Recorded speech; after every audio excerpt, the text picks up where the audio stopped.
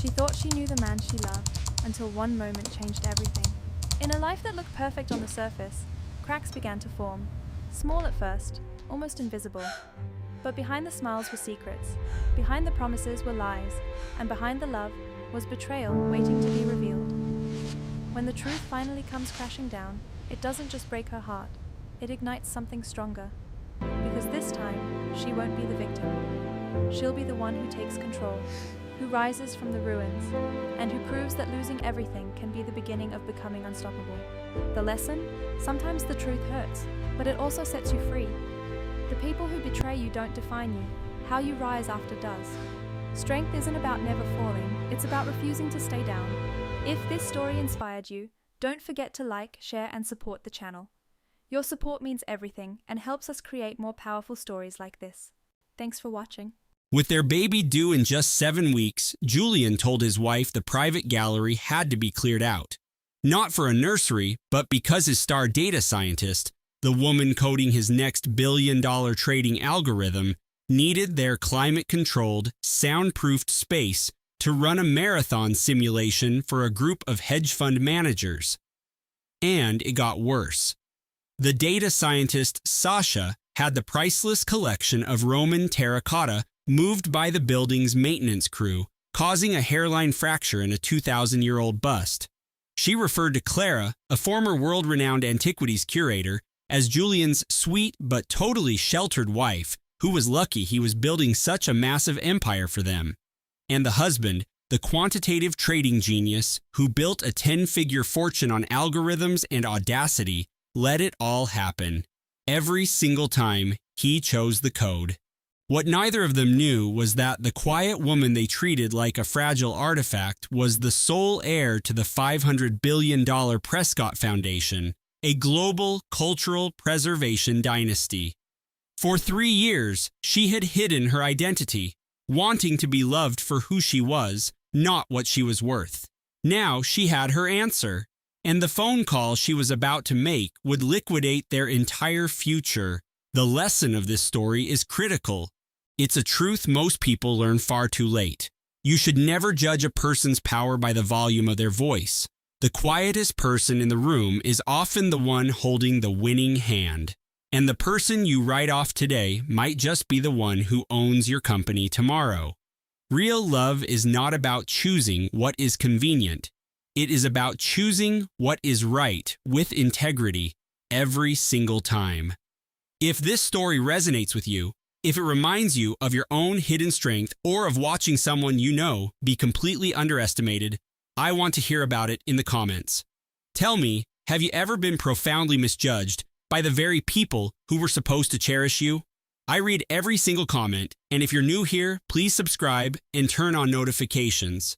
We tell stories about strength, about justice, and about people who refuse to be made small. Share this with someone who needs this reminder today. We need to use the gallery for a few days. My lead analyst needs the space for a demo, Julian said, his eyes glued to the data visualization on his monitor. The screen's cold glow made him look like a stranger. For a second, Clara was sure she had misheard him. She stood in the archway of their Chicago penthouse, a hand resting on the firm curve of her belly. 7 months. The baby gave a sudden, hard kick, as if he already understood a truth his mother was just beginning to accept. "I'm sorry, what was that?" Clara asked. "Sasha is flying in from London tonight," Julian said, not looking up. "She's bringing the final build of the new trading platform. We're hosting the primary investors here for a live simulation. She needs the gallery as a war room. The secure storage downstairs is perfect for your artifacts. It's just until we go live. Just until we go live." The phrase tasted like metal. Clara had just spent the last month personally calibrating the humidity for the collection. They were her grandfather's, the only part of her old life she had brought into this new one. She wanted her son to grow up surrounded by their history. "Julian, I'm 7 months pregnant," she said, her voice steady. She had learned how to be steady. "Working with them helps me relax. The atmosphere in that room is perfectly calibrated. My doctor said it's vital to—" "Clara, He finally met her eyes. He was wearing the face he used in board meetings when a junior analyst dared to question his model. It was a look of infinite condescension. She is the best quant in the world. This is $1 billion valuation on the line. Let's not create unnecessary drama. Let's not create unnecessary drama. As if her life's work, her legacy, and the child she was carrying were nothing more than static on his channel of success. She started to speak, but then stopped. "All right," she whispered. Later that day, she went to the building's secure storage. It was a cold, concrete room designed for wine collections, not for fragile antiquities. The artifacts, crated in cheap plywood boxes, looked like confiscated evidence. The air was frigid and smelled of damp concrete and ozone, a world away from the perfectly balanced air of her gallery. Clara sat on the floor, the hostile silence of the room closing in. She placed both hands on her belly. "It's all right, little one," she murmured to her son. "We are all right." But her hands trembled, not with rage, but with the cold, hard shock of realization. She was an acceptable rounding error. After the algorithm, after the investors, after his reputation, after his ambition, and after Sasha, she was number 6 on his priority list. Their son was number 7. She rested her head against the cold steel of a wine rack and stared at the opposite wall. A bundle of network cables hung down like dead vines, a messy, functional solution no one cared enough to organize. She breathed in for a count of 4, held for 4, and exhaled for 8. It was a technique a mentor had taught her for steadying her hands before a delicate restoration. A way to count heartbeats instead of screaming all the things she truly wanted to say. In their penthouse overlooking the lake, Julian's phone would be buzzing. His voice would be a low, confident murmur. "It's all handled. She's completely on board. You know, Clara, she's supportive." Supportive. She pushed the heels of her hands into her eyes until she saw stars. She was supportive. The next morning, Clara rose at dawn, her back aching from a night of unrest. She made the precise pour-over coffee Julian liked, setting out the specific nootropics he would otherwise forget. She knew the 1,000 trivial data points of his life. She was still waiting for him to learn even one of hers. At 10 a.m., she decided to check the gallery's security feed from her tablet. She had to see the artifacts again, even if just on screen. She keyed in her password and the live feed flickered on. She saw a corner of a packing crate, and she saw Sasha pacing back and forth on a conference call. She had casually draped her noise-canceling headphones over the head of a 2,000-year-old terracotta bust. A deep, sickening wound. Taped to the side of the crate was a note. The handwriting a sharp, angular script she knew was Sasha's. "Had maintenance move this stuff for the server rack. A little dusty, but they're just old statues. We'll deal with it after the launch." Clara read the note 5 times. She took a screenshot and saved it to a secure cloud. She stood perfectly still. The low hum of the building's HVAC was the only sound, a machine preserving capital while history was treated like junk next to it. She zoomed in on the bust. She did not weep. She was not a woman who wept, and she was beginning to realize that was the entire problem. Sasha arrived at 1 p.m. She entered the penthouse like a storm front, her energy crackling and focused.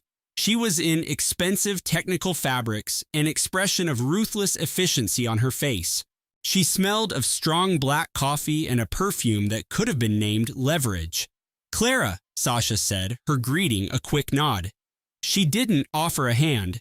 Her eyes were already mapping the living room, a space now cluttered with monitors and Ethernet cables. Much better. That stale air in the gallery was suffocating the workflow. "Hello, Sasha," Clara said. "Good trip?" "Efficient. We stress-tested the Alpha over the Atlantic and found a latency issue, but I patched it before we landed." She walked past Clara and straightened a monitor. "I had them kill the residential Wi-Fi on this floor. Too much signal interference. We're running on a dedicated fiber line." She nodded toward a small, framed photo of Clara's grandparents. "That's a bit distracting." Julian came out of his home office. He greeted Sasha with a quick, intense hug that was more than just professional. Sasha's smile was a sudden flare of brilliance, reserved only for him. "Julian," she said, her hand on his forearm, "you look intense. Getting any REM sleep? I'm wired, ready to launch." "You need to be at 110%. I ordered some nutrient paste for the team dinner. We need to fuel up," she said, giving Clara a sideways glance. "You probably need your rest." That night, they ate flavorless, high-protein goop out of minimalist tubes. Sasha had ordered for everyone. She tossed Julian his tube first, then took her own. As if remembering she was there, she slid one across the table toward Clara. "Picked out a name yet?" Sasha asked, squeezing the paste into her mouth. "We were thinking of Theodore," Clara said softly. "After my grandfather." "Theodore Prescott," Sasha repeated, tasting the words. "A bit of a mouthful, isn't it? You want a name with impact, something that sounds like a disruptor, like Kidan or Zane." She said it with a little smirk, a sound that positioned Clara's sentiment as irrelevant. Clara looked at Julian, waiting. He was looking at a market feed on his phone. He said absolutely nothing. The silence lasted for 5 heartbeats. 5 heartbeats is an instant, unless you are waiting for the man who swore to protect you, to defend you, and the son you are about to bring into the world. Then it is a lifetime. Clara placed her tube down. "Excuse me," she said. "I think I'm going to lie down." She went to their bedroom, shut the door, and sat on the bed. She touched the smooth, cold glass of her phone. She would not cry. She would not give them the satisfaction of her tears. Not this time. It was never about the statues. It was about the 5 heartbeats. She could smell the faint scent of Sasha's perfume on his shirt, which was already tossed on the floor. Madison had installed a severe chrome kinetic sculpture on the antique Steinway. "It's a data visualization piece," she explained, her tone final. "It tracks voter sentiment in key districts. It grounds the space in reality." She was methodically stripping the apartment of Clara's influence, overwriting every detail of her warm, textural world. Clara sank further into the custom-designed armchair. Her ginger tea was now cold. She watched the gray chop of Lake Michigan. In 3 days, Madison's takeover of the penthouse was complete. Clara's beloved hand-woven tapestries were replaced with stark, oversized political maps. She issued new instructions to the housekeeper on the proper protocol for hosting donors. The digital displays that had shown architectural renderings of Clara's latest projects now cycled through glossy headshots of Liam's political clients. And she spoke endlessly about Liam's strategy, his legacy, the caliber of people he needed in his orbit. "That energy lobbyist from Houston was a force of nature," Madison noted on the second evening. "Victoria Sterling. Her family has funded senators for 3 generations. Together, they would have been untouchable." "But Liam chose you," her sharp smile implied, as though it were a charming, sentimental mistake. Clara picked up the discarded linen coasters. That night, lying awake in the guest room's unyielding bed, Clara thought about the woman she had been. The woman who designed community centers. The woman who understood the strength of foundations, not just the art of the campaign. She remembered who she was before Liam, before this glass tower in Chicago, before her life became so perfectly managed it felt like a showcase home she didn't live in. She met him on a muddy, chaotic construction site in a revitalizing neighborhood, the air thick with the smell of sawdust and wet concrete. She was arguing with a foreman over the precise angle of a load-bearing wall, her hair pulled back under a hard hat, wearing worn jeans and steel-toed boots. No driver, no publicist, no mention of the award-winning firm she had built from the ground up. He had arrived with an entourage, a whirlwind of political energy, looking for a suitably gritty backdrop for a photo shoot. She had shown him the blueprints for the community library she was designing. He said he was struck by her passion. She said she ran a boutique architecture firm, which was entirely true. She created human-centered spaces, usually for clients who could pay millions, but occasionally for communities that just needed a place to gather. She left out the part where she had just won a prestigious international design award, the part where she lectured at the university, and the part where her own portfolio of properties could have funded his entire political consultancy. Their first date was at a cold, minimalist restaurant in the financial district. He talked for 2 straight hours about his polling data, his media strategy, his unwavering quest to install the next generation of power brokers. His firm was valued at over $200 million, a number he wielded like a knighthood. He had built it himself. No political dynasty, no Ivy League inheritance, just pure grit and an instinct for the kill. She had found his ambition intoxicating back then. He had built a $200 million empire, and it was the center of his universe. She had built a celebrated architectural firm and had spent her adult life hoping a partner would see her vision, not just her success. He never inquired about her design philosophy. He never asked about her mentors. He never once looked up her published work. In the beginning, she interpreted his lack of curiosity as a profound respect for her professional life. Only later did she realize it was a deep, unbreachable narcissism. He wasn't interested in her world because he was the entire cosmos of his own. They were married within a year, a ruthlessly elegant ceremony at the Art Institute of Chicago with only 100 guests. Clara's side of the room was mostly colleagues. Her old mentor, Elias, flew in from Berlin, pulled her aside by a towering sculpture, and murmured, "Does he see the person who draws the plans, Clara, or just the finished building?" She was certain. She was so wonderfully, foolishly certain, in a way only someone who has never had to compromise their vision can be. Liam's chief of staff, Madison, was at the wedding. A mission-critical partner, he'd introduced her. She scanned the grand, historic halls with a cool, appraising glance. "It's very classic," she had said to Clara, who had paid for the entire event from an account she told Liam was from a small real estate investment. The small investment was the $60 million sale of a commercial property she had designed and developed. Now, curled on the window seat in her study, she replayed the curated scenes of their courtship. Liam showing up at her studio with coffee, Liam calling her his anchor, his moral compass, in a voice that made her feel fundamentally understood. Each memory was now corroded, not because the feelings weren't genuine, but because she could now recognize the narrative he was building around them. He loved her when she was a soulful, creative counterpoint to his pragmatic world, when she was admiring, when she was uncomplicated. The word was a ghost in the room. Uncomplicated. From his office down the hall, she heard Liam's confident voice on a call. He chuckled. "No, she's wonderful. A bit of an idealist, but incredibly authentic. She's going to be an amazing mother." Clara placed a hand on her belly. The baby kicked, a sudden sharp thump against her palm. "I hear him," she thought. "I hear what he thinks of me." The following morning, Liam announced he had a surprise. Madison has arranged a consultation with her interior designer.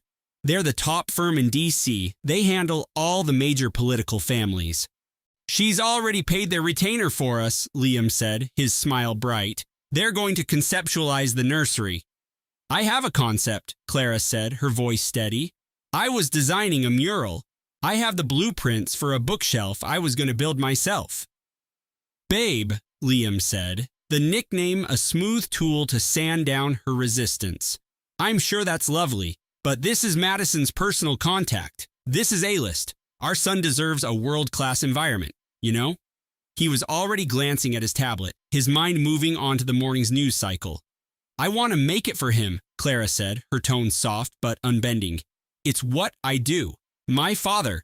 "They can work your sketches in," Liam interrupted, waving a dismissive hand. "Madison says they're masters at integrating a personal narrative into the branding." "She says," Clara repeated, the words feeling foreign in her own home. "I'm just thinking about our family's story, Clara. This is a massive win. You're thinking about letting your chief of staff brand our son's childhood." The penthouse, with its sweeping views of the city, fell completely quiet. Liam set down his tablet, his easy charisma dissolving into a cold block of annoyance. The sound of the wind off the lake suddenly seemed hostile. "Clara," he said, using his quiet, warning voice, the one that meant asterisk, the debate is over asterisk. "Madison moved mountains to make this happen. Just take the meeting. It's one phone call. Say thank you to the woman he was sleeping with, the woman who was now storyboarding the life of the child she was carrying." Clara stared at her husband as if seeing a stranger for the first time. She searched his face for a flicker of the man who had claimed to be captivated by her blueprints, for any sign that he still saw the woman who could command a construction site. There was nothing. His expression was simply expectant, waiting for her to concede, the agreeable wife, the creative, manageable partner. "Of course," Clara heard her own voice say. The words felt like a demolition of the entire structure of her self-respect. Later, inside the empty room meant for their son, she sat on the polished floor and looked at her hands. These were capable hands, creator's hands, hands that could solve an impossible design problem in a sketch, hands that had accepted an international award for a library that now served thousands of children, hands that had built a celebrated firm. She placed them on her pregnant belly. Her son answered with a single firm kick. "I'm not uncomplicated," she whispered to him. "He just needs me to be." It was the unspoken clause in their marital contract. The evidence didn't appear on a dress shirt. It appeared on a screen. Liam was in Washington, D.C. for a policy conference. A notification pinged on the new wall-integrated home control panel he'd had installed. It was a beta version of his firm's new donor management software. The message read, "Introducing the Legacy Initiative, previewing your curated lifetime achievements for your designated primary successor." Isabella's blood ran cold. She hadn't been copied on the latest investor memo. On a whim, she logged into the company's internal server. The lead story on the homepage was titled, "The Minds Behind the Miracle." The photos featured Julian and Chloe, his new lead scientist, looking chummy in their home laboratory, strategizing in his executive suite. Then her heart stopped. In a shot of Julian's office, hanging proudly behind his desk, was the framed original patent for the core algorithm she had authored. But it wasn't the patent that made her stop breathing. It was the woman in the photo. She enlarged the image of Chloe, who was holding a prototype neural interface headset, looking triumphant. Draped over the device was a custom silver filament she recognized. It was a unique bioconductive alloy she had personally developed. She remembered the proprietary molecular bond and the microscopic inscription she'd asked the fabricator to add, "To J my axis, I." For Julian, from Isabella. The article's caption was the final blow. "A true partnership requires a unified intellect," the text quoted Julian. "Chloe is the engine of our innovation. My wife, Isabella, is my heart. She's the beautiful, quiet life I come home to." The betrayal wasn't just the affair, it was the public theft of her legacy, the calculated demotion of her genius, displayed in high resolution for his entire company to see. She didn't cry. The feeling was sharp, cold, and diamond hard. It was rage, a clarifying fury that incinerated all confusion. She picked up her phone and dialed a number she hadn't used in 3 years. Her old academic advisor answered on the first ring, his voice as precise as a surgical laser.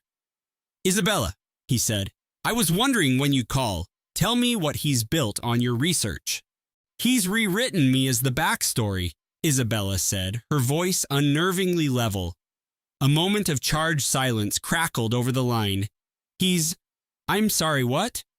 "He called me his heart," she explained. "Said I was the inspiration, but Chloe was the intellectual engine." A quick, sharp intake of breath. Then Diana's voice came back, clinical and completely unsympathetic. "Isabella, tell me you are exercising your founder's clause. Say the word, and by dawn, I will have a federal ethics committee auditing every line of his clinical trial data." A harsh, brittle sound that might have been a laugh tore from Isabella's throat. It was immediately followed by a raw, racking sob that seemed to split her in two. Diana didn't offer platitudes. She didn't say it would be okay. She just stayed on the line, a fixed point in the chaos. When Isabella's breathing finally steadied, Diana spoke. Detail the breach, and Isabella did. The headset, the venture capitalist, Chloe at the symposium. The slow, deliberate campaign to reduce her from a co-founder to a charming anecdote he told over dinner. Diana, who chaired Seattle's most feared biotech oversight board, listened without saying a word. This was how Diana processed data. You already know my diagnosis, Diana said when she finished. Don't? You put him on the cover of the magazine, Isabella. Now you're shocked he's editing you out of the article. You're sitting in a multi-million-dollar Medina mansion, pregnant and heartbroken over a man who thinks a $2 billion valuation is a legacy. That's unfair. Is it? You wanted him to feel like a visionary, so you let him present your research as his own. He's not a visionary, He's just a man who monetized your discovery. Isabella wiped at her eyes with her sleeve. The lights of the city glittered across Lake Washington, a skyline she had helped change. For the first time in years, she felt like she was really seeing it. Diana was more than a friend. She was the custodian of Isabella's real resume. They had shared a lab at MIT. Diana was the only one who knew the true scope of the research grant Isabella had abandoned, and the only one who had warned her not to shelve her own career for a startup romance. You said you wanted to be valued for your mind, Diana said, her voice finally softening. Not for your family's name, not for your tenure track, just for the work. I remember, Isabella whispered. But did he ever really see you, the actual you? The question echoed in the silent, cavernous room, traveling down the secure line between them. The answer was brutally simple. He saw the version of me that made his own story more compelling, Isabella admitted. The simpler version, the one that made him look like the lone genius. That's not a relationship, Diana said flatly. That's plagiarism. After she hung up, Isabella stood by the window, watching the endless stream of seaplanes gliding onto the water. She remembered being 28, a prodigy in gene editing technology. Her university had been grooming her for a department chair. Her brother, Marcus, was already a senior advisor at the World Health Organization. Her path was a straight, ascending line, a life of quiet, unshakable authority. But she had seen the cost of that life.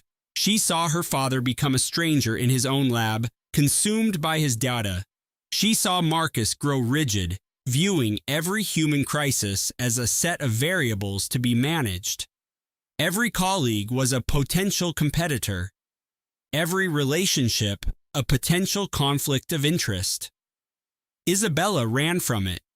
She dreamed of meeting a man in an ordinary bookstore who would be drawn to nothing more than her ideas.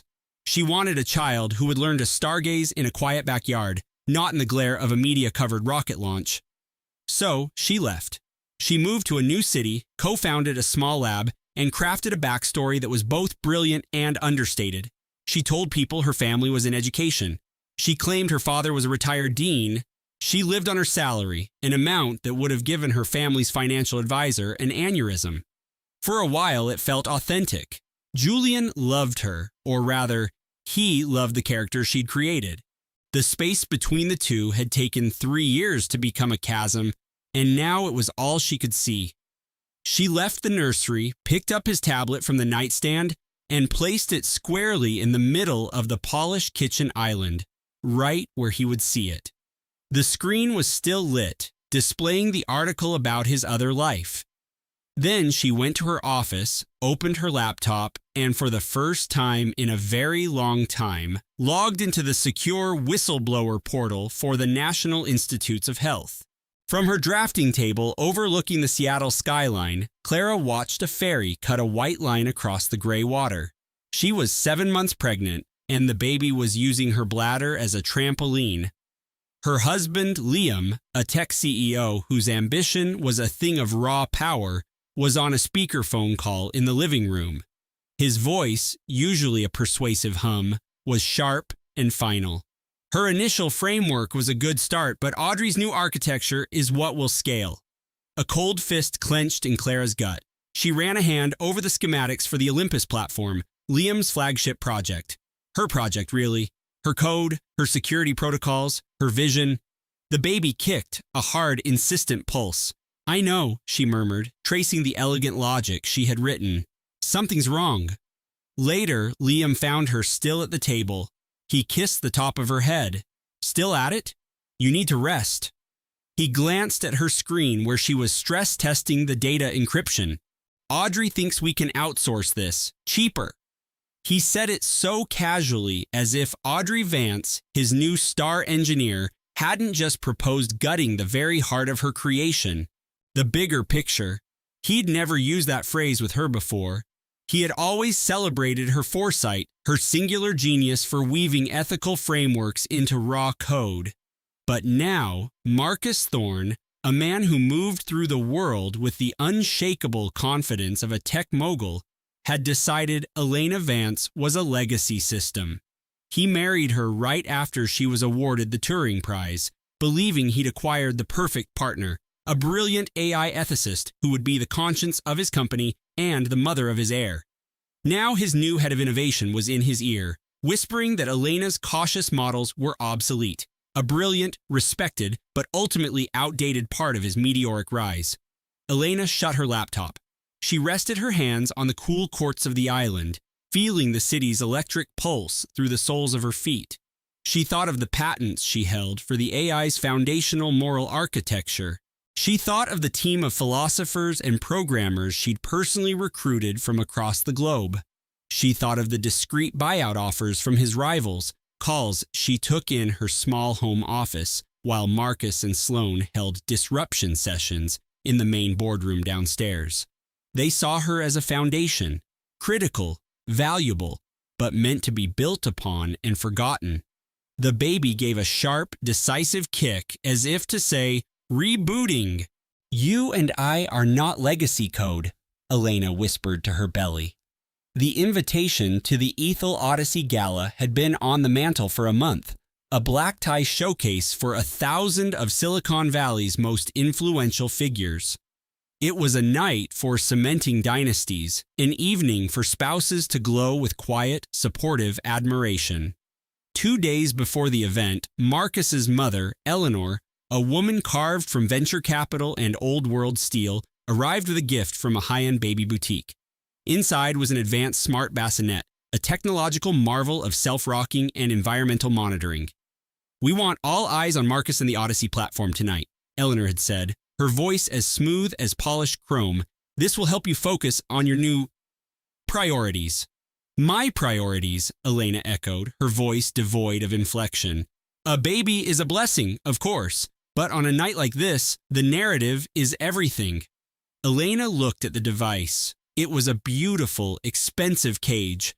"Thank you, Eleanor. It's very generous." She never took it out of the box. On the night of the gala, Elena appeared in her own dress. It was sapphire blue, a column of structured silk that didn't conceal her pregnancy but framed it like a revolutionary design. A proud, powerful curve of new beginnings. She smiled at her reflection in the elevator's mirrored doors. For the first time in months, she recognized the woman who had redefined ethical AI from a shared workspace in Palo Alto. When she entered the main hall, Eleanor and Marcus were already holding court. Eleanor's perfectly maintained smile tightened for a millisecond, a hairline fracture in her composure. Marcus's eyes widened with pure appreciation, but it was quickly overwritten by a flicker of unease as he glanced at his mother. He was always glancing at his mother. "Elena, you look stunning," he offered, the word feeling inadequate. "She'll certainly make a statement," Eleanor observed, and it was clearly not a compliment. She turned and steered Marcus toward a cluster of investors without another look back. The gala was held in the company's new 3-story atrium. Glass, light, and staggering ambition. Marcus navigated the sea of journalists and CEOs with practiced ease, his hand resting on the small of Elena's back in a gesture that felt more like branding than affection. He was the visionary on his home turf. Eleanor flanked his other side, directing him toward the key players. Sloane Jacobs, sharp and sleek in avant-garde black, moved with them like a shadow. They introduced Elena not as the architect of the AI's core ethics, but as Marcus's brilliant wife. The title was meant to be a retirement plan. He was the visionary. Elena was the vision's conscience. The Odyssey Gala, celebrating his company's new global platform, was a cosmos of champagne and quiet negotiations. Elena stood beside a holographic model of the AI's neural network, a hand resting on her belly, drinking sparkling water. She had always been a master of pattern recognition. It's how you find the vulnerabilities in a system. That's when she picked up the signal. Eleanor Thorne's voice, a silver knife. Elena's work is foundational. All that focus on safety and de-escalation. It's admirable, but Marcus needs to be disruptive. That's why Sloane is such a vital asset. A round of polite, predatory murmurs from the venture capitalists. They glanced toward her, their looks a mixture of condescending pity and clinical assessment. They saw the pregnant wife, an intelligent but sentimental liability. Elena was less than 10 yards away. She heard the coded dismissal of her work, the clear implication that she, the creator of the company's most valuable intellectual property, was now a risk factor. Marcus was standing right there beside his mother. He heard every syllable. Elena watched the hard line of his jaw, waiting for him to interrupt, to defend her, to say, Elena's framework is the sole reason we're trusted by governments worldwide. Even a subtle gesture in her direction would have been enough.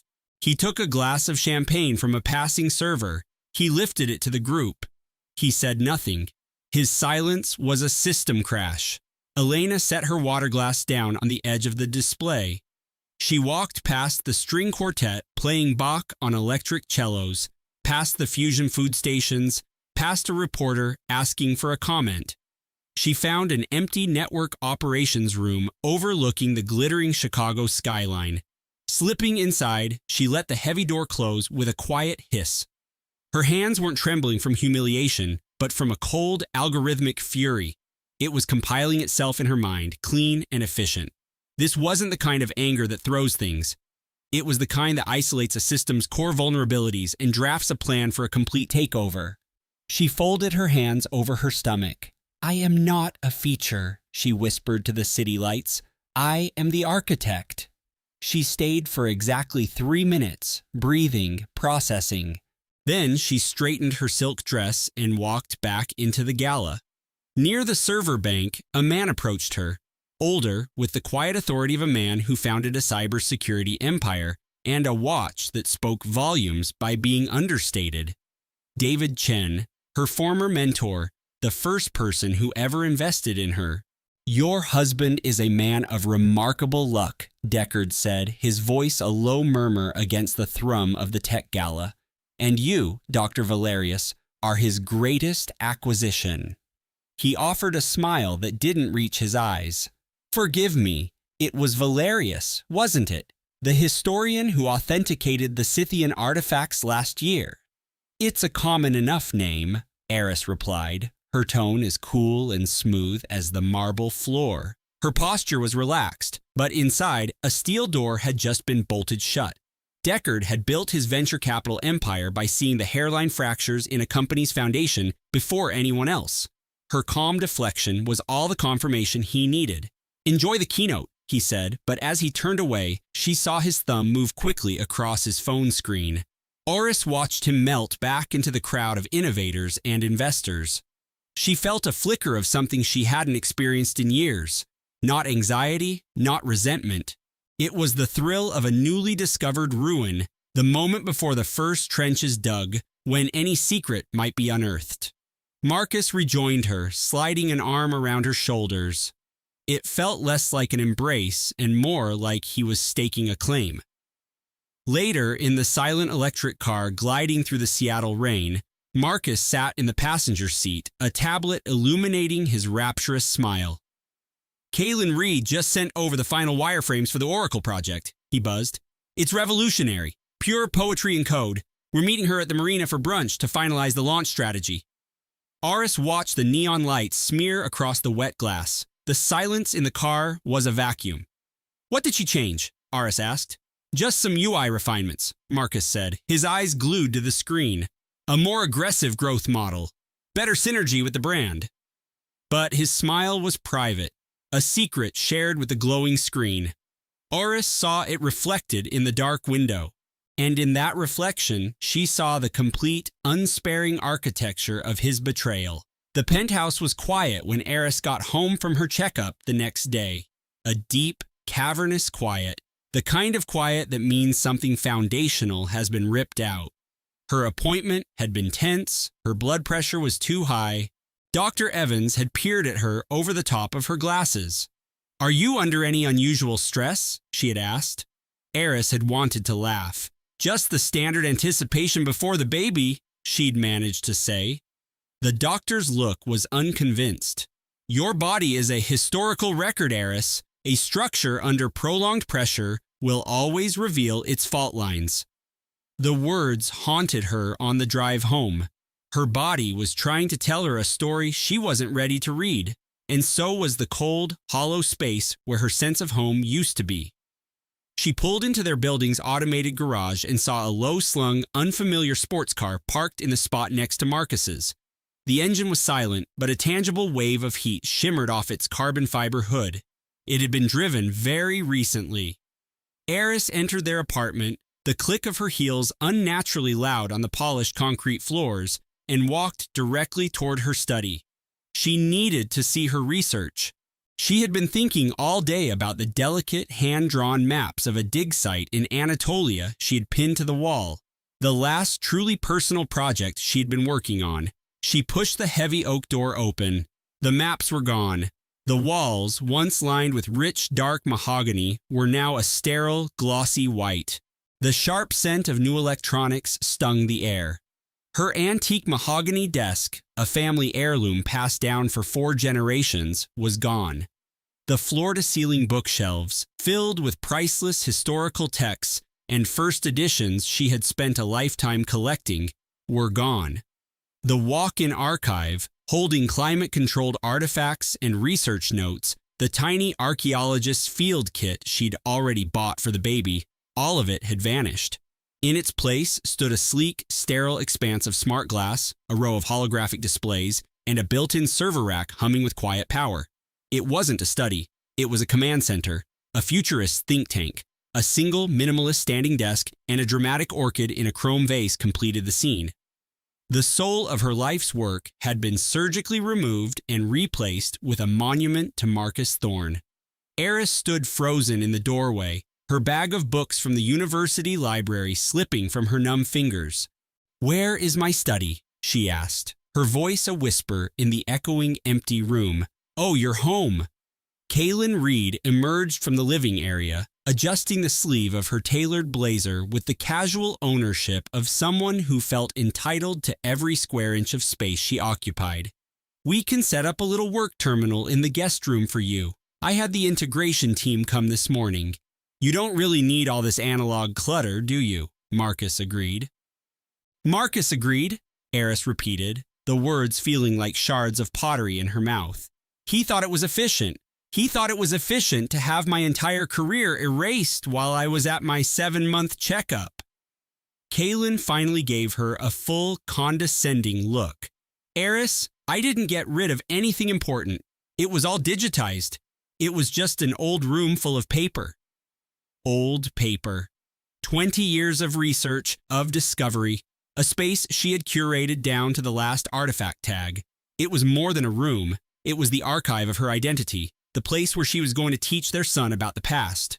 Aris turned and walked toward Marcus's home office. He was at his expansive glass desk, wearing a VR headset, his hands gesturing in the air. She stood there in the doorway, a ghost from a forgotten era in his world of augmented reality, until he finally ended his session and looked up. "You let your consultant digitize my entire life's work." He slid the headset off. "She was trying to streamline our environments for maximum synergy, to be helpful. I don't care what she was trying to be. I'm asking what you did, Marcus. Ari, you're getting a little hormonal right now." The word hung between them, slick and dismissive, hormonal, the classic one-word weapon to invalidate any feeling a pregnant woman has that a man finds inconvenient. "I authenticated the Cyrus cylinder at that desk," Eris said, her voice dangerously quiet, the still air before a storm that had been building for years. "Every book on those shelves had a history." "We can just download new things," Marcus said, completely missing the point. "That is not the point." "Then what is the point?" Eris stared at him for 5 seconds, then 10. He was bored. He didn't understand. He truly could not comprehend why a woman would mourn the destruction of the one place on earth that held her history. "The point," she said, her voice now glacial with clarity, "is that you always choose her. You choose her projects, her ideas, her vision of the future, every single time, without a second's hesitation, without even the basic decency to ask me first." Marcus sighed, a deep, frustrated sound. "You're turning a simple home upgrade into some kind of personal referendum." "A personal referendum?" She laughed, a brittle, broken sound. "My work is personal. A desk can be replaced, Marcus. Your futurist is supposed to be a part of your business, not our home. The baby won't care about a smart wall. I will care." She turned and walked out, down the long, gallery-white hallway, past the abstract sculpture she suddenly wanted to shatter, and into their sterile bedroom. The custom built-in shelves were there, empty, a clean slate where her personal library had once stood. Her leather-bound field journal sat on the nightstand. She opened it, reading the handwritten notes from her last dig, a past that now felt like a foreign country. Aris collapsed onto the bed, 7 months pregnant in the office of a $20 million Seattle penthouse. She ran her hand over the empty nightstand, the cool marble a stark contrast to the warmth that was gone. She began to read her notes aloud, softly, methodically, the way you reassemble a timeline when your own has just been shattered. Artifact by artifact, layer by layer. Her work had been featured in the world's most prestigious academic journals.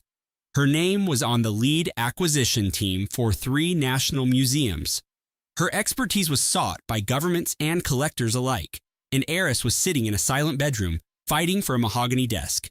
She closed the journal and picked up her tablet. The weak afternoon light from the window glinted off the screen as it came to life.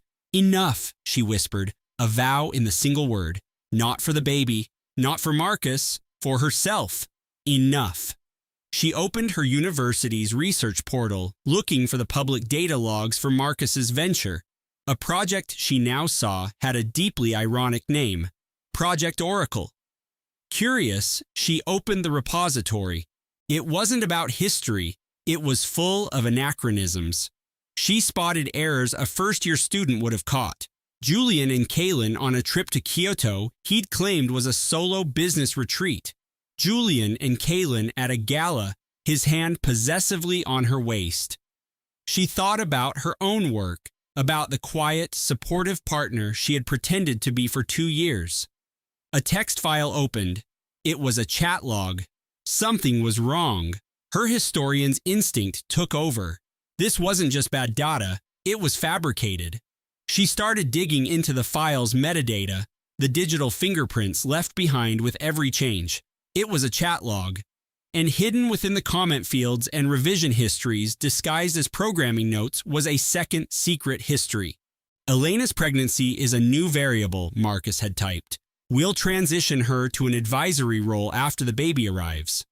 The betrayal wasn't discovered in a shouting match. It was found in the silent, scrolling logs of a ghost server. 2 hours after finding the hidden project, Elena was in her office pulling every file. The door was shut, but not locked. She was systematically compiling a data package of his deceit when she heard the door slide open. She didn't look up. "What are you hiding?" Marcus stood in the doorway, arms crossed, his eyes fixed on the unfamiliar diagnostic program running on her monitor. He recognized a server designation, a project codename, Project Chimera. Elena minimized the window, just running a security audit.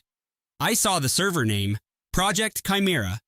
What is that? Some kind of side project? Are you involved in something you haven't told me? It's a professional matter. Eleanor appeared in the doorway behind him. Are you in some kind of trouble, Elena? Is that it? Are you creating a liability for my son? I told him to be careful, but he insisted you were principled. He insisted you were stable. Stable, that word again, another precise cut. I knew that someone with your kind of ambition didn't just appear out of nowhere, Eleanor said, her voice flush with the victory of someone whose suspicions have finally been confirmed. And now you're here, running secret diagnostics. What are you, Elena? What have you really been planning this whole time? Elena rose from her chair. She had forgotten how much space she took up when she wasn't making herself smaller. I am your son's wife, she said. I am carrying your grandchild, and you are in my office unannounced, questioning my integrity. Your office? Sloane's laugh was a sharp, brittle sound. This is Marcus's company. Our vision. You just wrote the user manual. The words were calculated, designed to strike at the heart of her contribution. Each one was another polished brick in the wall Sloane had been building between her and Marcus since she arrived. You anchored him with that baby, Sloane said, her voice dropping to a confidential hiss. I see you so clearly. A brilliant but cautious academic who wandered into a war zone. The air in the room became heavy and still. Elena heard the whisper of the main door. Marcus was standing in the archway. He looked from his wife to his head of innovation. Sloane's eyes immediately filled with tears, a flawless, instantaneous performance of vulnerability. What did you say to her? Marcus demanded, his voice sharp with protective anger. Elena just stared at him. Ask her what she said to me. She's under incredible pressure, Elena. She called me an anchor. She said I trapped you. Marcus glanced at Sloane, who now produced a handkerchief from her pocket as if by magic. I was just trying to protect our company's future. It was about Chimera, about the lies, Elena said, her voice shaking with a controlled rage. Sloane, it's all right, Marcus insisted, moving to put a comforting hand on his partner's arm. He shot a glare at Elena. She's our strategic lead. Show some professionalism. Professionalism? Elena stopped, her jaw tight. She felt a surge of cold adrenaline, and the baby inside her gave a powerful kick, as if confirming a command. She remembered her doctor's warning. Asterisk, your body will tell you when to eliminate the source of the stress. I'm leaving, Elena announced. Oh, fantastic, Marcus scoffed. More theatrics. I am packing a bag, and I am going to a hotel. I will have my legal team contact you to schedule a conversation that does not include your business partner. That's irrational. What's irrational is that I am 31 weeks pregnant, and I don't feel secure in my own home. That word stopped him. Asterisk, secure asterisk. It wasn't an emotional plea, but it carried the weight of a system-level threat. For a brief moment, something shifted in his eyes. Not concern, she realized, but calculation. He was thinking about the optics. Isabella packed a single carry-on, a change of clothes, her laptop containing the files, prenatal vitamins, and her personal cell phone, which she slipped into the front pocket. She walked down the floating staircase, right past Chloe, past Arthur, past the scent of white orchids that now felt like funeral flowers, past the kitchen where she used to read, and out the sleek, heavy front door. No one came after her. She hailed a car and rode 30 minutes to the Fairmont Olympic Hotel, checking into Suite 1405, a corner suite with a view of Elliott Bay. The room smelled of fresh linen and quiet. No orchids, no Chloe, no crushing disappointment. She sat in the window seat, wrapping her arms around her legs, the way you hold yourself when you realize you are the only one who will. An hour later, her phone vibrated. Arthur's name lit up the screen.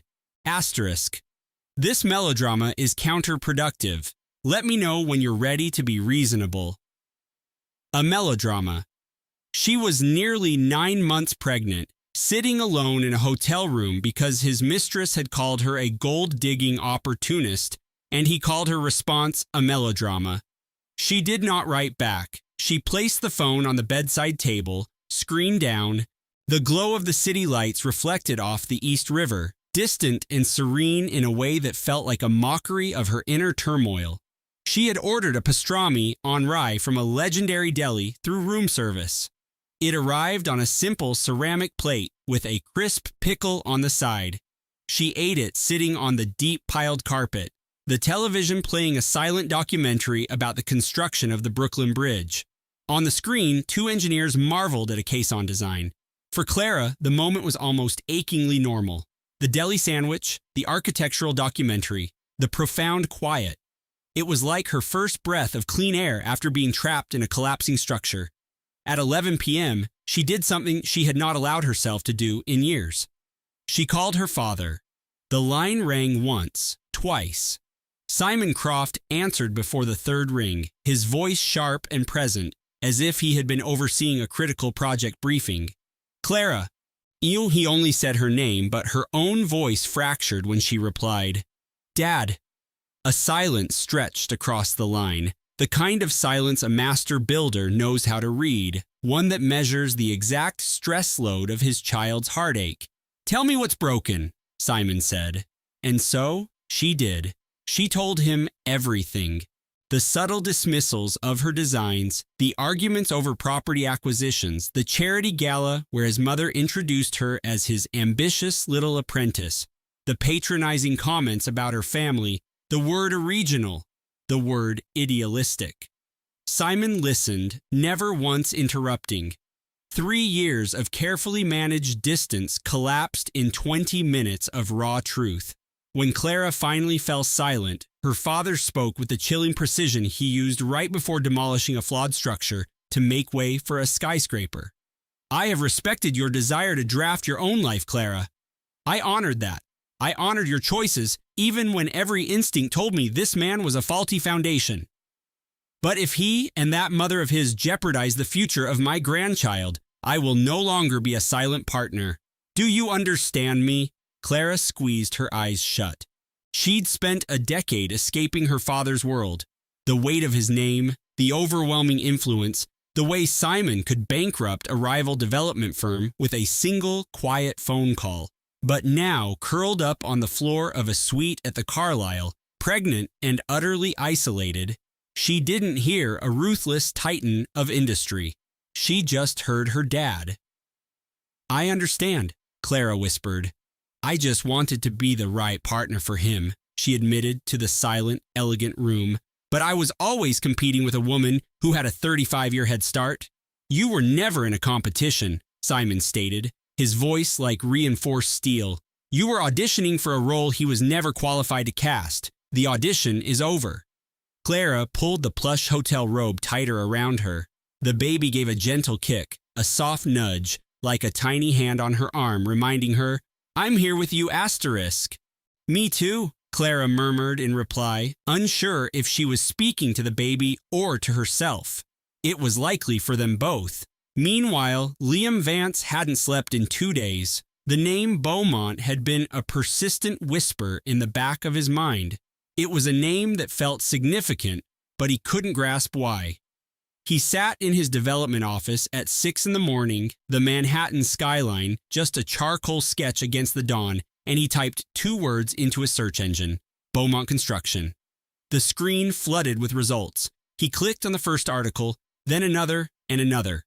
Leaning back in his custom Italian leather chair, he whispered a word his own mother would have considered a mortal sin, $80 billion, global infrastructure and architectural innovation. Founded by Simon Croft, number 9 on the Forbes Global Wealth Index, and listed on the executive board, Clara M. Beaumont. Clara M. Beaumont. Liam's quiet wife, the architect with what he assumed was a modest family business. The woman his mother, Eleanor, had once dismissed as talented, but terribly niche.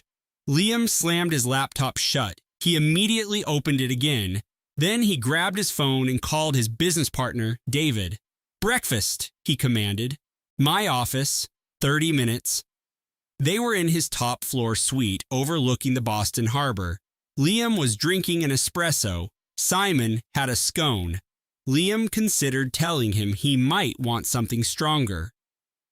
"How's Clara doing?" Simon asked. "She's fine, staying at the Newberry.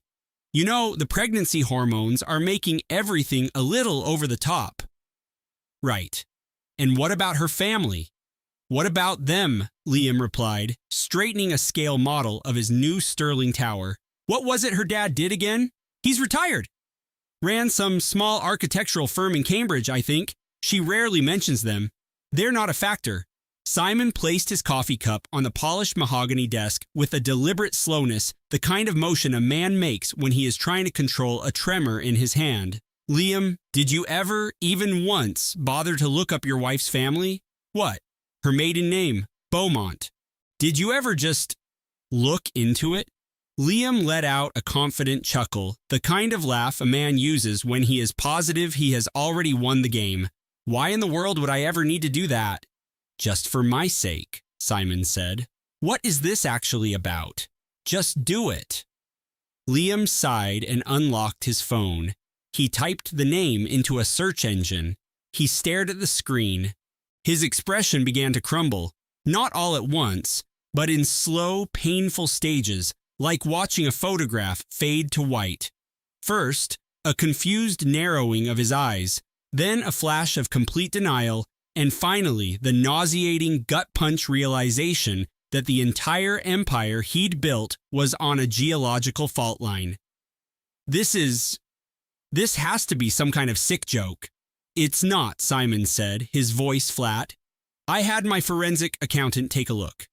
Your wife is the primary heir to Michael Beaumont Sr. She sits on the board of a global construction firm worth more than the entire Seaport District, including our tower, including us." Liam just stared numbly at his phone, the scone completely forgotten.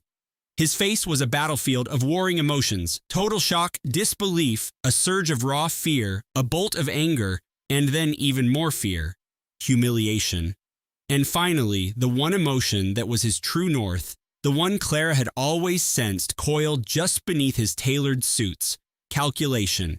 His first thought was not, "I have shattered the person I claim to love." His first thought was not, "I need to find her and beg her to forgive me." His first thought, visible in the subtle clench of his jaw and the way his eyes went cold and strategic, was, "How do I leverage this so I don't lose access to that kind of influence?" "Don't you even think about it," Simon said quietly. "Whatever predatory move you are currently sketching out in your brain, erase it. I'm not sketching anything. Yes, you are. And let me tell you, as someone who has watched these sharks swim for 20 years, you are so far out of your depth you can't even see the surface. You're not playing poker against a pro. You're playing a game where you don't even know what a full house is." Liam left the office without saying another word. He sat in his Mercedes in the executive parking garage, the engine silent, his hands gripping the wheel so hard his knuckles turned white. He stayed there for nearly an hour, replaying everything, every condescending comment his mother, Genevieve, had ever made, every single time he had let her refer to Claire's work as a hobby. The fight over the penthouse finishes, the charity ball for his development firm, the word naive, the word sentimental, the ironclad prenuptial agreement he had pushed for. He had married the lead strategist behind the Beaumont global empire, a $90 billion construction juggernaut. She had kept it hidden because she wanted to create something on her own, and he had bulldozed that dream so thoroughly that the demolition itself was a work of art. He texted Clara, no response. He texted again and again and again. Each delivered stamp without a read receipt was another brick in the wall he'd so carefully built between them. Miles away, in a sprawling Cambridge innovation hub, Clara was leading a final design review for a team of engineers. She was presenting the structural plans for a groundbreaking tidal energy project off the coast of Scotland. Her firm had active projects in 12 countries. Their sustainable infrastructure designs were up 9% in demand. She was precise, authoritative, and brilliant. The people on the video call addressed her as Miss Beaumont. They hung on her every syllable. They took notes as if their careers depended on it. No one would have dared to interrupt her. When the meeting concluded, she closed her laptop, placed a hand on her pregnant belly, and whispered in a voice completely unlike the one she used with her team, "Your uncle is going to take his entire company apart, piece by piece." The text lit up her screen at 9 that night. It was from Simon, her younger, more impulsive brother. Then Michael Beaumont walked in, 6'2" of Boston Brahmin resolve with a look that could cure concrete. He surveyed the minimalist penthouse overlooking the Charles River, then Clara, who was curled on the sofa with her feet up. "This is your war room," he stated. It was not a question. "It is temporary. Michael, you have been building a life with a man who shouldn't be allowed to pick out a tile backsplash, let alone approve your designs." Our grandfather said something similar once.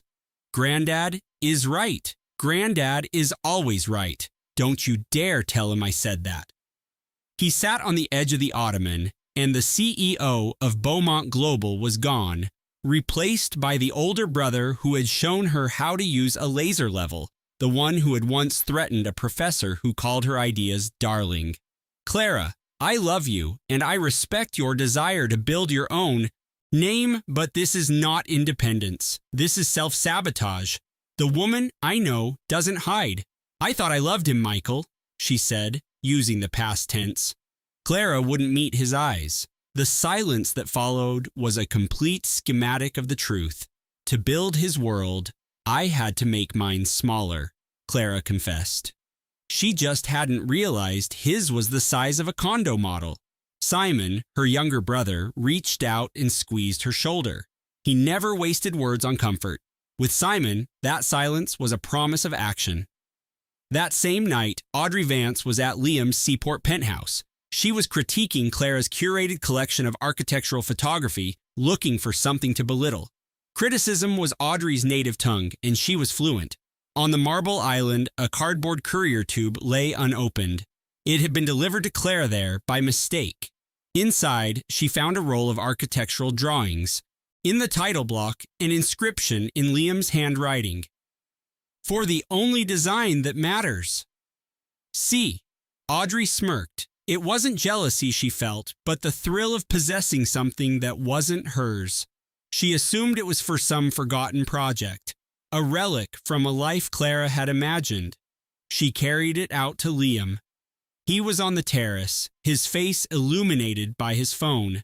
He'd been staring at it for days. "Your wife's little blueprints are here," Audrey announced. She held up the tube. "Building plans, can you even imagine? So tedious." Liam glanced at the drawings, then at Audrey. For the first time in their 6-month affair, he saw her clearly, the casual cruelty she passed off as wit, the naked ambition she called drive, the empty space in her life she tried to fill with other people's accomplishments. But he said nothing, because to admit one mistake was to admit he could be wrong, and Liam Sterling, at 41, had never been wrong. His phone vibrated. A secure message popped up. It was from Simon Beaumont, Clara's younger brother. It contained a single link, an industry pre-release about Boston's new waterfront revitalization project. It detailed how Sterling Tower's primary corporate tenant had just rescinded their letter of intent, citing concerns over a pending geological survey. Audrey read the sender's name over his shoulder. Her carefully composed face went slack. The morning after the blueprints arrived, Liam Sterling was awake at 3 a.m. He hadn't slept at all. He had stood in his $12 million penthouse and watched the fog roll in off the Atlantic, erasing the city's skyline he thought he owned. He showered and put on his most intimidating suit. It was the charcoal one he wore to secure financing. He checked his reflection. He looked like a man who commanded billions. He had never felt more like a counterfeit. He drove to a stunning glass and steel building in Cambridge.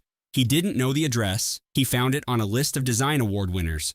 He stood in the lobby and called Clara. She answered on the second ring. "I know," he said. "Know what, Liam?" "About Audrey? About the penthouse? About everything?" A pause that lasted 2 heartbeats. Then, How? The blueprints, he said. They were delivered to the condo yesterday. Another, longer silence. I need to see you, he said. I am in your lobby. I will be down. She stepped out of the elevator 3 minutes later. She wore dark jeans and a simple gray sweater. No jewelry, no makeup. Her hair pulled back into a simple knot. She looked like the fierce, brilliant designer he had first met, the version of her he had convinced her to hide. But something new was there now, a quiet, unshakable power dot model. She carried herself with the calm assurance of someone who has just secured a contract that will change a city's skyline. Liam, his voice cracked. Honey, I did not know. Why did not you tell me? We could have what? We could have been a dynasty, forged a legacy. I would have treated you. He let the sentence hang in the air, hoping she might fill the space with absolution. He watched her see the confession for what it truly was. Differently, she finished for him. You would have treated me differently. That is precisely it. If you had known my family founded Beaumont Construction, you would have been more invested. You just admitted it. And Liam, that is the entire structural flaw. He dragged a hand through his hair, a nervous habit from when a deal was on the verge of collapse. I gave you 9 years, Liam, Clara said, her voice firm, foundation firm. I gave you every opportunity to value the partner who was designing a life with you, not just the trophy property you thought you had secured. You failed, not because you had a mistress, but because you never saw our partnership as your master plan.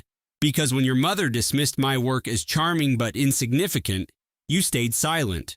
When Audrey convinced you to sell the vintage armchair my grandfather designed, you called it streamlining our brand. When I told you I felt like I was being written out of our own story, you told me I was being overly dramatic. My mistress, she is just ambitious. Your publicist called my family's legacy a quaint backstory, and you called it managing your public image. She called me an emotional liability to your professional ascent. She told you to protect your portfolio from my sentimental attachments, and you agreed. Every single time, you agreed. Liam's eyes were shining with tears, but Clara had learned to distinguish the grief of a man in pain from the panic of a man in trouble. This was the latter. He was not crying because he was sorry. He was crying because he was caught. The gallery's massive glass doors slid open. Audrey. She had followed him from the gala. She marched in, wearing a severe designer suit and a look of pure fury. Liam, what is this spectacle? We have investors to reassure. She stopped short when she saw Clara. Her lip curled in disdain. We need to go, Liam, she said. This little melodrama is over. Liam, Clara said, just his name, a quiet, final statement. I will not be spoken to. A black town car glided to the curb. The door swung open. A man emerged, tall and imposing, silver at his temples, wearing a bespoke suit that was a marvel of tailoring in itself. He looked like a man who builds empires. He moved like one. Simon Croft strode into the gallery. Michael was 2 paces behind him. The atmosphere in the room suddenly felt like a final project review. Simon looked at Audrey, his gaze cool and appraising, the kind one gives a building with a fatal design flaw. You must be the woman who deemed my daughter's design principles to be a liability, Simon said. Audrey's mouth opened and closed. She looked like a spec house developer who had just realized she was arguing with a master architect. We were simply refining the brand's image, Audrey stammered. She was not refining, Simon said. She was designing a home. There is a fundamental difference. I taught Clara that a life must be built on a solid foundation, not on speculative trends. You have proven why she was right to have a contingency plan. Audrey looked at Liam, expecting him to intervene, to defend her, to be her champion. Liam stood frozen between his publicist and his wife, between the woman who had validated his ambition for a year and the woman he had betrayed for 3. He said nothing. The silence stretched for 12 seconds. Clara counted them, an old habit from timing structural load tests. Simon took his daughter's arm. "Shall we go?" he asked gently, as if they were leaving a tedious zoning board meeting and not the demolition site of a marriage. Clara looked at Liam one last time. She scanned his face for remorse, for comprehension, for the slightest sign that he understood not what he was losing, but what he had already thrown away. She saw a flicker, a faint shadow of the man who had stood with her on a construction site in Brooklyn and asked her to build their life together. But a flicker is not a blueprint. A flicker cannot support a home, and she was done living in buildings marked for condemnation. "Goodbye, Liam," she said. She walked out of the gallery and into the crisp New York air. It was October again, the cycle complete. The last leaves were falling, gold and crimson, and the deep umber of twilight. Michael held the car door open. She got in with care, 7 months pregnant, and carrying a future she had designed all by herself. She was finally clearing the site. As the car pulled away, her brother's phone buzzed. Simon did not move. Michael answered. "Yes," Michael said. "This is counsel for Clara Beaumont. How can I help you?"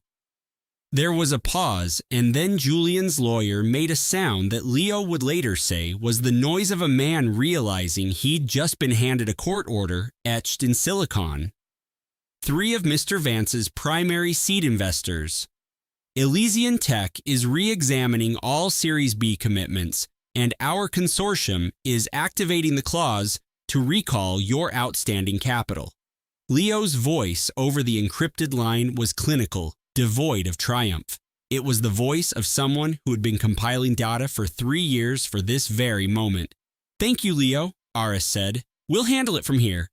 She looked out through the panoramic window of her new laboratory, not with a sense of victory, but with a profound feeling of quiet.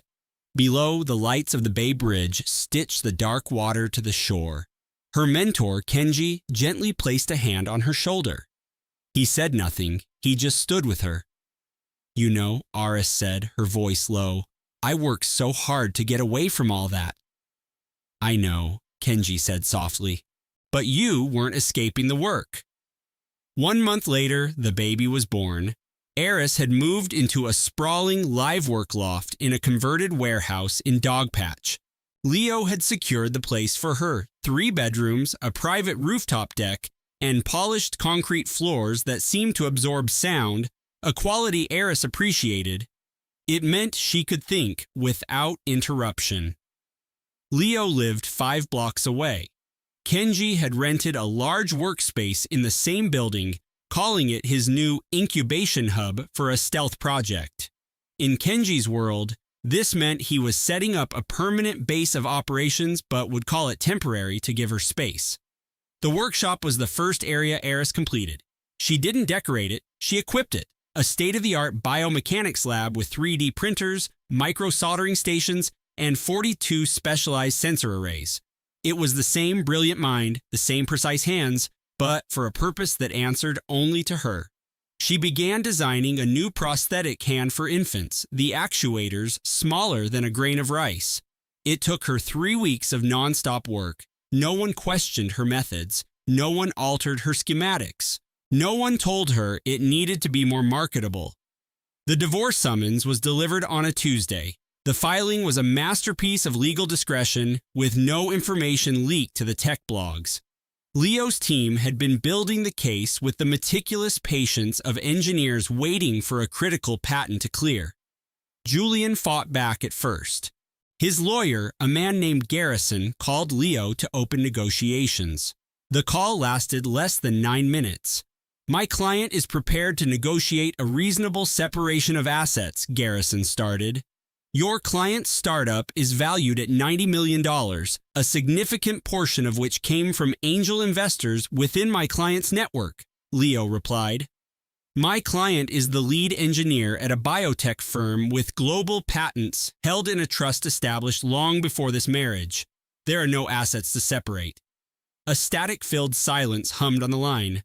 "The penthouse," Garrison tried, "is in your client's name. He can have it, and the absurdly expensive espresso machine. What about—" Leo cut him off. "Let me be clear. Your client married Dr. Eris Thorne, and for 3 years, he stood by while his mother publicly referred to her research as a cute little science fair project. There is no scenario where he comes out ahead. The only question is how much of his company is left when this is over. Julian folded, but without an ounce of grace. His company unraveled in stages. The withdrawal of capital from the Kenji-backed syndicate triggered a cascade of default clauses in his other funding agreements. 2 major talent acquisitions were poached by competitors. His lead developer quit after learning the personal details, not the financial ones, the other ones. It seemed that allowing your mother to belittle your pregnant genius wife wasn't a leadership quality that inspired long-term confidence. He lost control of the company 2 months later, not to Eris, but to the board. His net worth crashed from 90 million to 20 and then to 8. Meredith called Eris once. The conversation was 52 seconds long. "I suppose I owe you an apology," Meredith said, her tone laced with the resentment of a CEO announcing a stock downturn. "For what, precisely?" Eris asked. "For any misinterpretation of my support." "There was no misinterpretation, Meredith. You understood my work perfectly. You just decided it wasn't profitable enough to matter. I wasn't aware of the full scope of your patents. That is my point exactly. You were aware I was your son's wife and carrying your grandchild, and you decided that was an insufficient merger." Another long silence crackled down the line. "I hope you find the valuation you're looking for," Eris said. She meant it, not with kindness or malice, but with the detached finality of an engineer decommissioning a failed prototype. She ended the call, placed the phone down, and surveyed her new workshop. The walls were lined with schematics, the crib was assembled, and a mobile of tiny, intricate gears turned slowly in the afternoon light. The baby was born on a crisp November Friday. A cool breeze swept in from the San Francisco Bay, making the city feel sharp and clear. Aris's water broke at 3 in the morning. Her brother, Leo, drove her to the hospital. Dr. Kenji Tanaka, her mentor and now business partner, was already there when they arrived. Her new head of security, a calm woman named Diaz, showed up 5 minutes later and began a quiet, thorough sweep of the maternity ward, her presence as reassuring as a firewall. Dr. Chen delivered the baby at 7:51 a.m., a boy 8 pounds 1 ounce. He had a shock of dark hair and eyes that would one day be the color of a clear digital screen. "He is perfectly engineered," Dr. Chen said with a smile. Eris held her son, feeling the solid, real, astonishing weight of him. A life full of potential and all the incredible things he had yet to invent. "Kaito," Eris whispered. "His name is Kaito." For her grandfather, a civil engineer. Leo sobbed. He hadn't cried since their mother's funeral. He stood by the window, tears streaming down his face in pure, unfiltered joy. Kenji held Kaito for exactly 15 seconds before handing him back, his own legendary composure cracking. "He's so compact," he said, his voice thick with emotion. "Is the firmware standard on all new models? He's perfectly healthy, Kenji. He should have a more robust security protocol and a redundant power source." "He does not need a redundant power source," Eris said, laughing. "He has us." Julian asked to be there. Eris said no. He met his son 2 days later with a lawyer present. Leo was there not as her brother, but as her legal counsel. Julian sat stiffly in a chair by the hospital window. Eris placed Kaito in his arms. He held him the way one holds a priceless, delicate server, with a dawning terror that he was touching something he could never replicate. He wept. Not for Eris, not for their marriage, and not for Elysian Tech, which was now being investigated by the SEC for misrepresenting project funds, an audit triggered by an anonymous and highly detailed tip. For the first time, Julian Vance wept because he understood with brutal clarity what he had deleted. It wasn't just a marriage to a brilliant engineer. It was this: the warm, trusting weight of his own son, the absolute serenity on his sleeping face, and the woman across the room who would have built an empire with him if only he hadn't tried to rewrite her code. "He has your focus," Julian murmured, his voice breaking. "He has his own focus," Eris replied. A week later, something unexpected happened. Chloe Decker called. Eris almost didn't answer. She knew the name. The venture capitalist Meredith had positioned as Julian's next big merger. Dr. Thorne, Eris, Chloe began, her voice tight. I know I am the last person you want to hear from. I nearly didn't make this call. What is it, Chloe? I had to say this. Meredith approached me. She set the entire thing up, putting me in Julian's path. She spoke about your marriage like it was a legacy system she was phasing out for a new platform. She gave me his calendar, told me his interests, what to say. I understand, and now he's telling investors you were the aggressor, that you hid your firm's intentions to orchestrate a hostile takeover. It felt wrong. I thought you should hear the truth from someone who was in the room. Eris was quiet for a long moment. She was sitting on a soft leather couch in her loft's library, her son Kaito asleep on her chest, his small, steady breaths a calming rhythm against her own. Thank you, Chloe. And for what it's worth, I saw the news about your new fund. It's an impressive portfolio. Chloe laughed, a real startled sound that surfaced at the surprising decency from someone who should have been an enemy. Thank you, she said again. After she hung up, she sat with Kaito for a while. The San Francisco loft was peaceful. Fog drifted past the massive industrial windows. The building hummed with its own quiet, steady purpose. Her brother was bringing over Vietnamese takeout later. Her father was finalizing a patent acquisition with his team in Singapore. The world beyond her window was a dizzying landscape of deals and decisions, some brilliant, some disastrous, some that would define a person forever. Amelia looked at her daughter. Lily's tiny fist was clenched around her thumb, a powerful, unyielding grip. I will never again shrink myself to fit into a man's world, Amelia whispered to her, and you won't either. 1 year later, Amelia Hayes was on the cover of Bloomberg Businessweek, not for the spectacular divorce, not for Julian Croft, and certainly not for the media storm about a secret love child.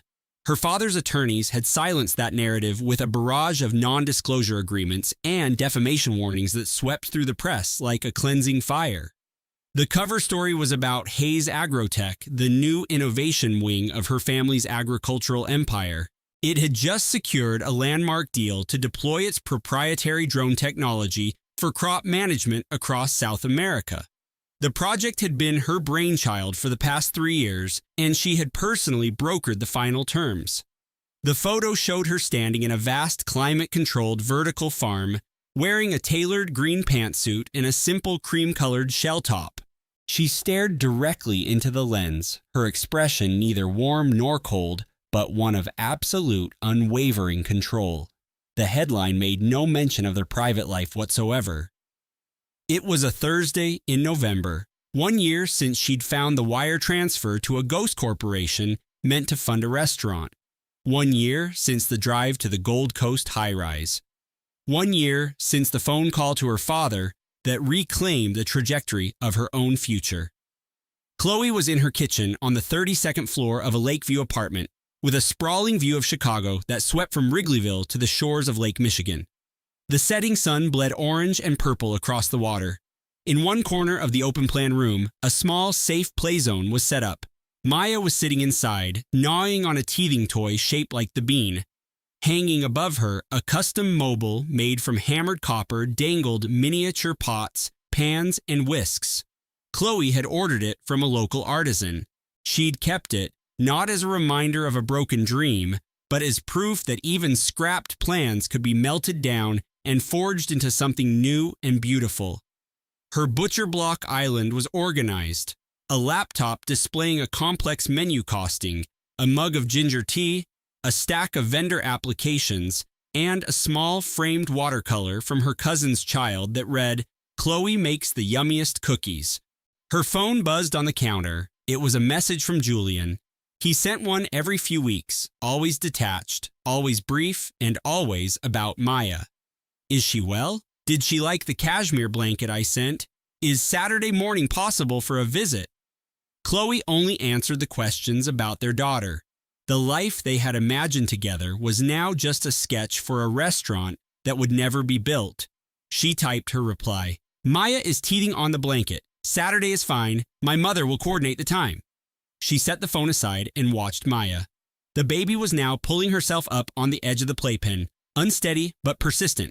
Her wide brown eyes were fixated on the mobile of dangling copper cookware. You like those, my little chef, Chloe murmured. Maya let out a delighted squeal that was almost a word. She reached a chubby hand toward a tiny saucepan, her fingers grasping at the air. You'll get it, Chloe whispered. Maybe not today, but you will. The building's intercom chirped. Her doorman's voice was clear. Miss Reed, your father is on the house line. Perfect, she thought, pressing the button. Dad, I saw the magazine, he said. You have the look of a woman running a marathon. I'm completely spent. That's the sign you're engineering something that will endure, he replied. Ilara let a faint smile touch her lips. How is the Phase 3 trial progressing? We're ahead of projection. And my goddaughter? She is currently trying to reverse engineer a plush octopus. A true innovator, he chuckled, probing the weaknesses in her aquatic universe. They talked for 10 minutes about gene sequencing and data integrity protocols. They did not talk about Julian. They had stopped discussing Julian months ago, not because the subject was agonizing, but because it was no longer relevant. After the call, Ilara walked to the panoramic window of her lab. 30th floor. The city of Seattle was a glowing circuit board below, a network of ambition, data, and a million individual processes. She wore simple slacks and a merino wool sweater, her hair tied up in a messy bun.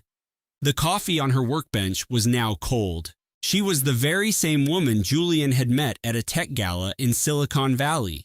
She had always been this person in all her complexities.